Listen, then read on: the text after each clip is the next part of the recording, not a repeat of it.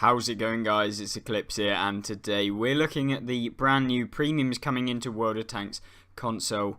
So we have the Bear KV-122 and also the Turan III prototype.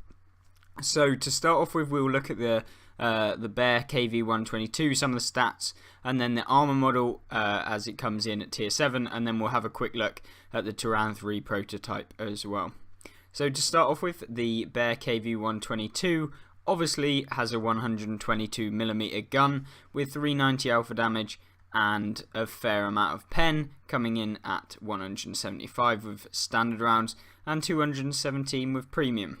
So that is more than enough for pretty much everything you'll come up against, maybe except things like the E75 and tier 9 heavy tanks that are angling and using their armor effectively where you can't see their weak spots.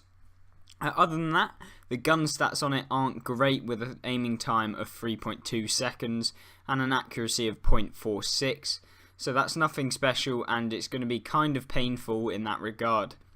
You do get pretty bad DPM, but it's something you've got to take into account, that if you do have the gun rammer and also vents, you're going to be able to increase and make it more comparable to medium tanks or any other heavy tanks at this tier. I don't mean medium tanks in that regard, but if a medium tank decides to YOLO you, you'll be able to punish it fairly well, with the rate of fire being 4.51. So you've got a DPM somewhere in the range of 1,800 in that sort of sense, in that region. You do get a max ammo capacity of 28 rounds, a view range of 360 meters, and that's fairly standard.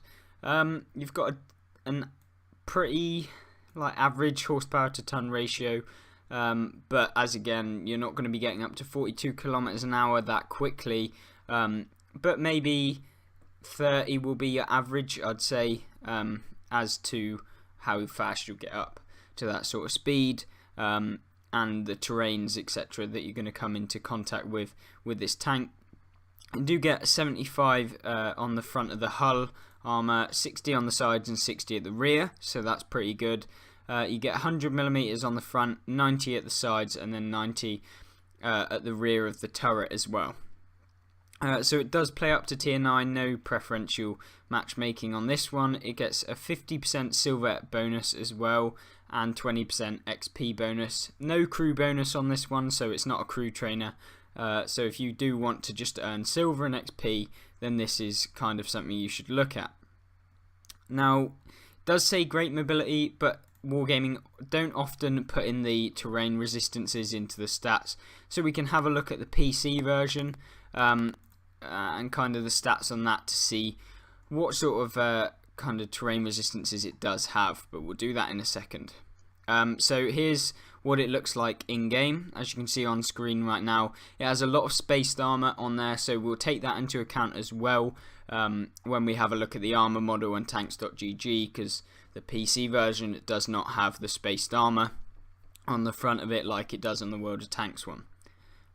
So as you can see, there's some weak spots we can already visually see just on this, but we'll go on to the armor model right now. So this is, once again, I reiterate, the PC version, but we can get the armor model and where the weak spots are going to be, along with just some things that you've got to take in mind when you're going to be shooting this thing on console. And so first things first is this turret up here is not really where you want to be shooting unless it's the only thing you can see, and kind of if you can find the hole anywhere, you're going to most likely be able to pen, since it does only have set like kind of 80mm up to 110 in some places. So if you've got anywhere near 120, you're pretty much guaranteed pen if you just shoot anywhere on the front of it. Even on this flat bar right here, it is it's fairly weak anyway, because it is the maximum armor of 75mm. But obviously it gets angled slightly, bringing it up to 110 and like 90 on average in everywhere there. Angled plate is like 70mm on average, so don't go kind of shooting it at a ridiculous angle like this. But if you've got the front you can shoot anywhere on the hull pretty much and pen.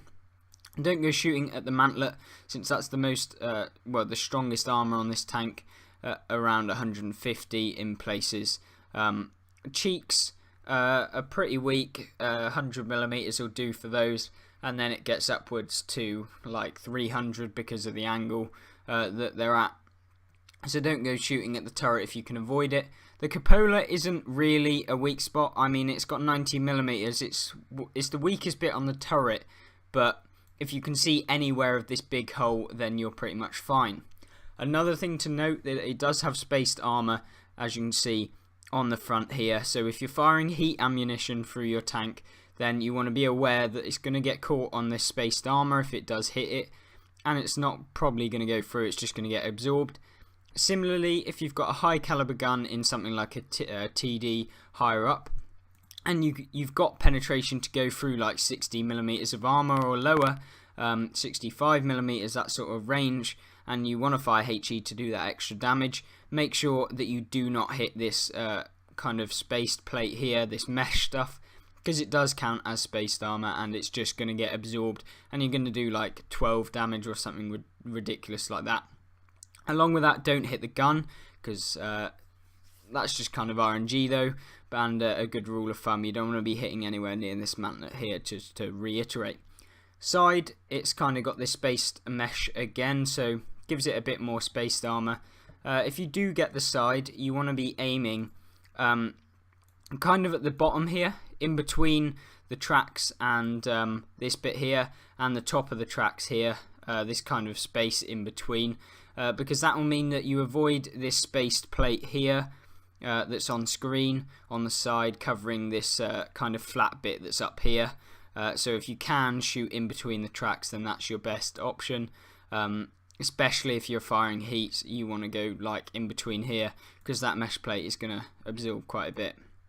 Along with that, don't go shooting down. If you're seeing the top and you're shooting the side, don't go shooting down through this mesh plate and through the tracks and then hitting the tank, because it just means there's more armor to deal with, and that's just going to result in some bounces if you're not properly aiming. Another thing, side of the turret is fairly strong. It's got 90mm. It's not really weak at all. Turret is where this kind of tank gets the strong point, especially with the spaced armor that it gets as well. Once again, don't want to be really aiming for the turret if you can possibly not. If you do have high caliber guns, probably 120mm will get you through pretty much everywhere on the turret side, and also the cupola as well. And then when we get to the rear of the tank, the rear is actually not that much of a weak spot. It's pretty similar to the the side. Actually, it's got the same amount of armor at 60mm, and it also has the mesh, I believe, on the back. So it's kind of HE proof, this tank. So I wouldn't recommend firing a HE in anything that you're using, unless you're artillery, obviously, and can pen it fairly easily with only 30mm on the top. If you get around the back, it does have big tracks, as with all of the Russian tanks, and you can track and pen fairly easily, since there's very little space where you are going to go through the tracks and then not actually pen, so make sure you're thinking about that before you're shooting. So that is pretty much the KV-122. Pretty weak hull all round, except from if you're firing heat or HE, make sure you don't actually do that, and just fire fire standard even, because your premium rounds will not actually go through that reliably, and you're just better off with the standard if you do have over 100 pen. Remember, if you get to the back of the turret, it's just as well armoured as the front of the turret, so that's not a weak spot either. So just remember hull if you can see it, or if you can't, just shoot the side if you've got enough pen to actually get through 90mm to 100. And the cupola is not a weak spot if you're shooting the side or the rear of the tank turret. So that is the KV-122. Let's get on to the Turan III now. Alright guys, so now we're here looking at the Turan III prototypus, or something along those lines, pretty much to me and you, the prototype. So this is a new tier 5 Czech medium premium tank, and it's available until October 2nd. So To start off with, this is the first Czech premium tank in the game at tier 5, and it's got pretty good DPM to say the least, 1650 in console at the moment, and with a gun rammer you'll probably get that up to 1800 DPM, and then obviously another additional amount from the events, and also Brothers in Arms if you have that, so you can get this up to a ridiculous kind of place. And the gun's pretty darn decent with 113 pen. At tier 5 you're going to go through most things, along with 160 pen with premium rounds, so that's really nice as well. 2.2 seconds aim time, which isn't great considering you're firing pretty regularly, and also an accuracy of 0.39, which is horrible. You do fire every 4 seconds, so you're going to be struggling to aim as well if you're having to move, so the accuracy also is going to wreck you. So that's kind of something you have to be aware of, but then that's what you sacrifice for getting the DPM in the first place. Armour wise, this tank doesn't have a lot. It's only got 50 on the front of the hull, 25 at the sides, which is awful, and 25 at the rear. It's a massive flat target, so no one's going to kind of bounce rounds because you're angled or anything, except this plate right here.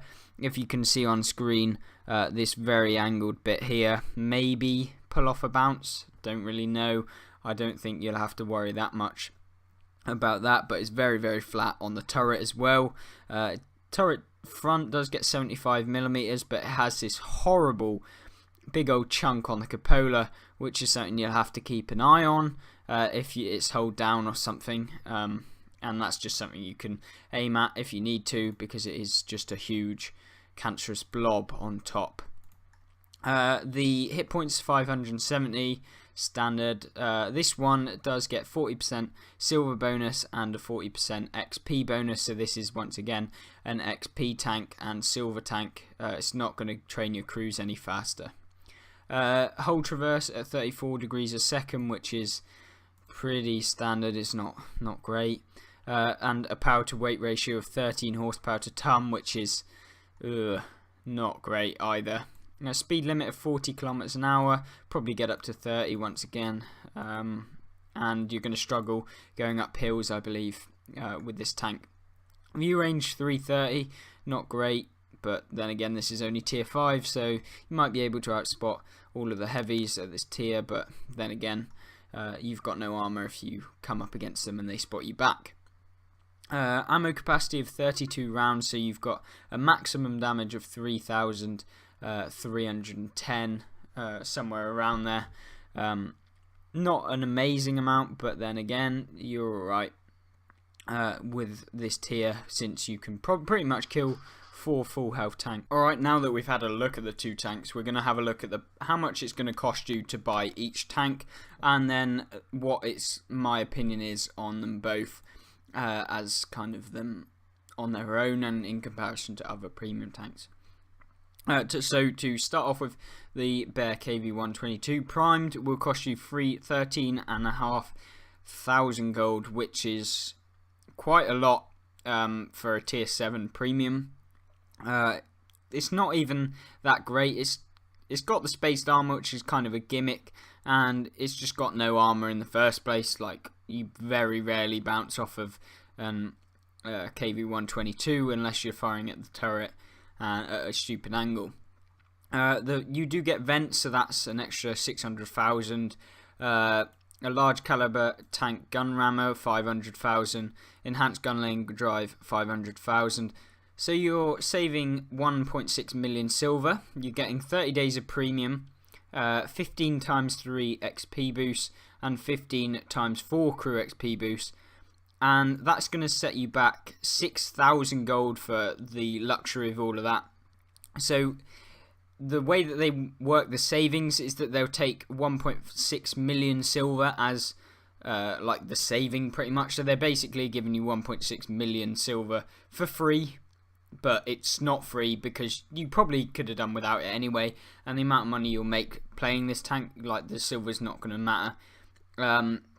And also the ×3 XP boost, which are overpriced in the first place, so they're adding the gold on, along with the ×4 crew XP boost, which again are another fad that you can just earn whilst playing the game anyway, and is not really necessary, and definitely not worth paying for them because they are overpriced once again.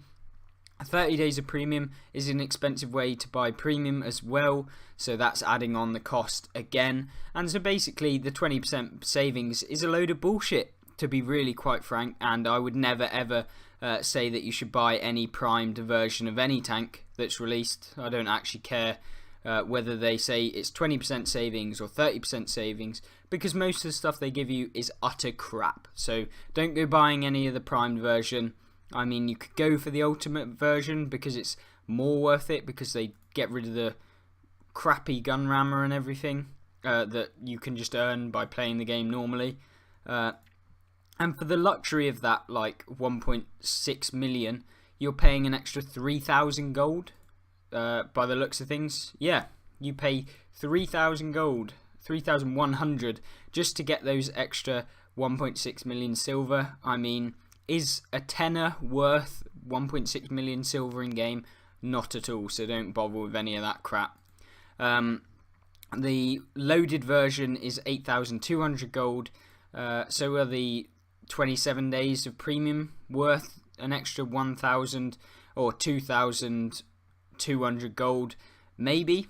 I mean, if you wanted the premium in the first place, then yeah, it is worth it. But if you didn't want the premium anyway, then I'd probably just go with the standard version and kind of just buy the 30 days of premium, or an even greater amount in the first place, because you're only really saving like I think it's 100 gold if you buy 30 days, or if you buy this version. And if you didn't want it in the first place, not worth it. So if I was going to recommend it, then yeah, just the standard version is fine, to be honest. Or then the next best is probably the Ultimate Edition, if you wanted 30 days of premium, and then you do get some nice boosts that are handy, but not worth buying it just for those. And definitely don't buy the primed at all, because 1.6 million silver is never worth a tenner, never. Loaded is pretty pointless. 3 days of premium is like nothing. But I suppose if you wanted the XP boost, then 700 gold for that kind of extra silver that you get in those 3 days, maybe. But yeah, I'd just go for the standard version. And then we're going to have a look at the Turan III, and then we'll go over what my opinion on both of the tanks, whether or not they're actually even worth the standard amount that you'll pay.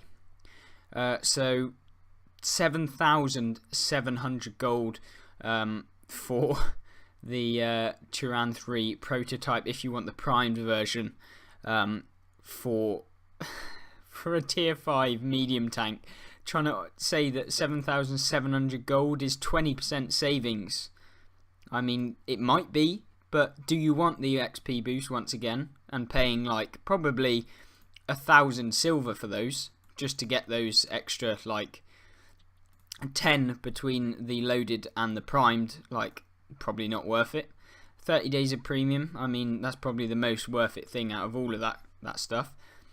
Vents, as we've already established, never worth the extra 1.6, so we'll even skip this package, never buy it, not worth it. Then this one is 6,000 gold, so you get 30 days of premium, 15 times 3 XP boosts, and 4 times crew XP boosts, and 15 of those again.